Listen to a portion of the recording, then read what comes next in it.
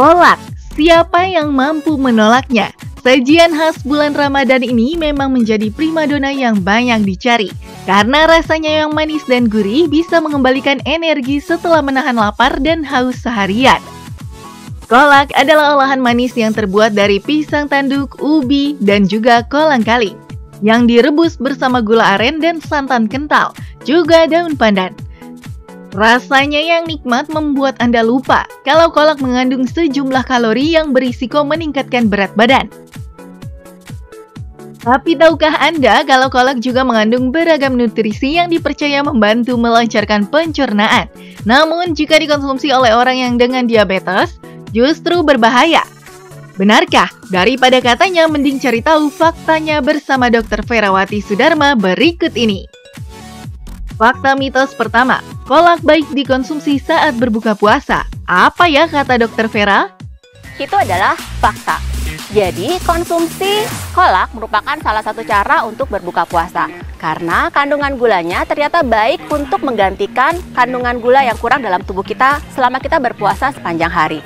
Tetapi harus diingat bahwa konsumsi kolak pada saat berpuasa juga tidak boleh berlebihan karena akan menimbulkan kandungan gula atau lonjakan gula yang berlebihan dalam tubuh kita. Nikmatnya kolak tak lepas dari gurihnya santan. Selain lezat, campuran santan menjadi kuah kolak menjadi lebih kental. Kebayangkan nikmatnya pemirsa? Tapi jangan sampai terbuai oleh nikmatnya kolak, karena berbahaya bagi orang dengan gangguan jantung. Lantas, fakta atau mitos kalau kolak meningkatkan risiko penyakit jantung? Itu adalah mitos. Tetapi harus diingat bahwa salah satu komponen yang sering kita pakai ketika mengonsumsi kolak adalah penambahan dari santan. Kita tahu bahwa santan adalah salah satu jenis dari minyak jenuh. Apabila pemberian santan terlalu berlebihan, maka akan terjadi resiko peningkatan dari LDL. Oleh karena itu, ketika kita mengonsumsi santan pada kolak, hindarilah pemakaian santan yang berlebihan sehingga kita terjauh dari resiko terjadinya penyakit jantung. Hipertensi merupakan salah satu penyakit yang cukup banyak diderita oleh masyarakat di tanah air, terutama bagi orang dengan usia lanjut. Tingginya tekanan darah karena kebiasaan mengonsumsi makanan tinggi garam. Agar tekanan darah terkendali, coba saja Anda mengonsumsi kolak. Karena mitosnya kolak dapat menurunkan tekanan darah. Itu fakta atau mitos? Itu adalah mitos. Jadi memang pisang adalah salah satu sumber bahan makanan yang tinggi akan kalium. Kalium sendiri salah satu fungsinya adalah membantu untuk menurunkan tekanan darah. Tetapi jumlah pisang dalam kolak yang dibutuhkan untuk membantu memberikan efek penurunan tekanan darah akan lebih banyak dibanding dengan konsumsi yang sehari-hari kita lakukan. Akibatnya akan terjadi penumpukan dari bahan makanan lain yang tidak berguna dalam tubuh kita dan akan terjadi efek sampingnya. Bukan kolak namanya bila tak manis rasanya. Tapi awas ya pemirsa, kepincut sama yang manis-manis. Belum tentu aman untuk semua orang, terutama bagi orang dengan diabetes. Nah, fakta atau mitos ya kalau orang dengan gula darah tinggi tidak boleh mengonsumsi kolak? Itu adalah fakta. Satu mangkok kolak sendiri mengandung kurang lebih 40-50%-nya adalah kandungan gula. Baik gula yang berasal dari gula merah, gula aren, ataupun gula putih. Nah, kandungan dalam satu mangkok ini ternyata mengandung 20 gram gula dalam satu mangkoknya. Hal ini tentu saja akan sedikit berpengaruh terhadap rekomendasi asupan gula dalam sehari. Untuk wanita disarankan 25 gram gula sehari, sedangkan untuk laki-laki sebanyak 36 gram gula sehari. Apabila kita mengonsumsi satu mangkok kolak, maka kebutuhan harian seorang wanita terhadap gula sudah hampir tercukupi. Sedangkan untuk laki-laki, satu mangkok kolak berarti sudah memenuhi setengah dari kebutuhan gula untuk perharinya. Konsumsi yang berlebihan terhadap gula ini dalam kolak tentu saja akan menyebabkan kita menjadi tinggi kandungan gulanya di dalam pembuluh darah. Konsumsi yang berlebihan dari gula tersebut dan juga disertai dengan kandungan gula yang tinggi dalam pembuluh darah menyebabkan seseorang menjadi rawan terhadap resiko diabetes. Dan bagi seorang penderita diabetes, tentu saja akan menyebabkan gula darahnya akan cenderung lebih meningkat lagi apabila setelah selesai mengonsumsi kolak.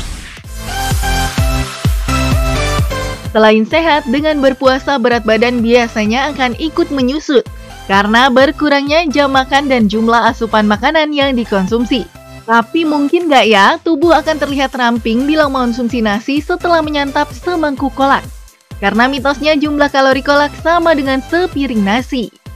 Itu adalah fakta. Ternyata dalam satu porsi nasi atau dalam 100 gram nasi hanya mengandung kalori sebanyak 175 gram. Sebaliknya, dalam satu mangkok kolak tersebut mengandung kurang lebih rata-rata 200 kilokalori. Apalagi apabila dalam kolak yang kita konsumsi mengandung tambahan bahan makanan lain seperti misalnya mengandung ubi, tape, ataupun kolang-kaling. Masing-masing dari tambahan tersebut tentu saja akan menimbulkan penambahan kalori. Ditambah, biasanya konsumsi kolak akan disertai dengan santan yang tinggi akan kalorinya. Hal ini yang menyebabkan dalam satu kali konsumsi kolak akan lebih tinggi kalorinya dibanding dengan hanya mengonsumsi satu piring nasi atau satu porsi nasi. Lemas saat berpuasa itu sudah pasti, karena tubuh tidak mengonsumsi makanan pada siang hari. Menyantap semangkuk kolak adalah langkah tepat agar tubuh kembali bugar. Lantas, bagaimana ya untuk orang dengan anemia? Mitosnya, kolak baik dikonsumsi oleh orang dengan anemia. Itu adalah mitos. Jadi memang dalam pisang maupun dalam ubi terdapat berbagai jenis zat gizi yang berperan dalam peningkatan kadar hemoglobin. Contohnya seperti zat besi, protein, ataupun vitamin C. Tetapi dalam satu mangkok kolak pisang ini tentu saja tidak akan mencukupi kebutuhan dari zat gizi tersebut. Jadi tidak akan terpenuhi dengan hanya mengonsumsi satu mangkok dari kolak ini. Tetapi jika sebaliknya kita mengonsumsi dalam jumlah yang besar, akan terjadi efek samping yang akan berakibat buruk bagi tubuh kita. Sekarang sudah tahu kan apa manfaat mengonsumsi kolak bagi tubuh? Agar kolak dapat diminati tanpa menyakiti, yuk kita simak tips yang berikut ini. Kolak adalah salah satu jenis makanan yang dapat kita gunakan untuk berbuka puasa. Yang perlu diingat, ada beberapa macam syarat yang harus diikuti ketika kita mau mengonsumsi kolak dengan cara yang sehat. Cara yang pertama adalah, ingatlah bahwa dalam satu mangkok kolak ini mengandung kurang lebih 200 kalori. Jadi ketika kita mengonsumsi kolak, haruslah kita gunakan sebagai salah satu jenis selingan dan tidak bersamaan dengan makanan besar. Yang kedua adalah ketika seseorang dengan kadar gula yang tinggi dalam darah atau mengalami diabetes, maka dianjurkan untuk tidak mengonsumsi cairan atau kuah dari kolak ini. Karena hampir 90% dari kuah mengandung gula yang tidak baik untuk kandungan gula darah kita. Dan yang ketiga adalah alangkah lebih baiknya ketika kita mengonsumsi dari kolak, kita menambahkan jelly ataupun agar. Penambahan dari jelly atau agar ternyata dapat memberikan tambahan serat pada saat kita mengonsumsi kolak, sehingga khasiat dari serat tersebut akan membantu menurunkan kadar gula darah.